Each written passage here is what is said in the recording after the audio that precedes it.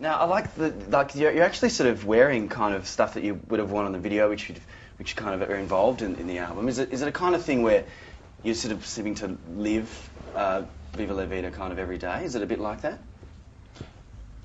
Yeah, pretty much. Yep, exactly what you said. Well, you know, it's a bit, you know, what else are we going to wear? You know, it's a bit strange just, you know, wearing jeans and t-shirts and stuff. You know, it's good to. I think it's good to have a strong visual identity. I think, you know, we made all these clothes ourselves in our studio. It was important to us that we kind of got involved in everything. So, you know, because we spent such a long time making them, we feel we've got to get some mileage out of them. Is it kind of like one shirt each? I mean, we've got lots of clothes, but you know, the truth of it is that the further we've gone on as a band, the more we've sought solace in each other. So the more we feel like a little unit. And when we started all making clothes together, that made it even.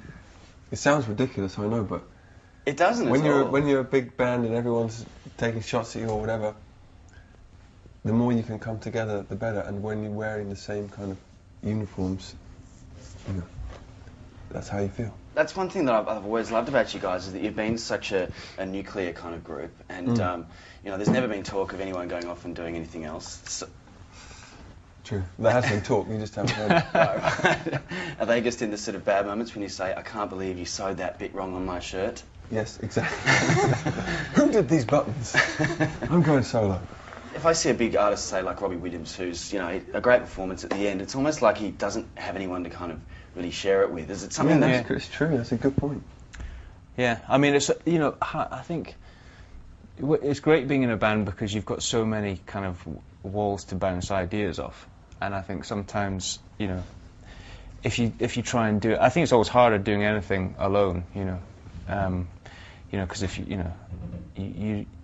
you aren't being told by the people that surround you where you're going wrong or what you're doing right, you know. So it's kind of it's a very important part of, you know, of what we've got is everyone's opinion. Would you say that you took a risk with this album? Does it feel like it was a gamble of sorts to sort of really go in a different direction and do that kind of thing, or was it just a natural progression? You know, when we finished the last album cycle, that's what we call it in the biz, we really wanted to regroup, and so we found our own little studio called The Bakery, and we really reconnected, the four of us and then our fifth member Phil. So everything's been more natural than ever, because it's just everything we do is homemade these days. Mm. It's a beautiful area up there too. I was just up at Hampstead. I had no idea that we were there till afterwards. Well, where we live is more the sort of dirty bit. Where we work, sorry, where our studio is. We have to have incredible amounts of security, because if you leave anything lying around, it disappears.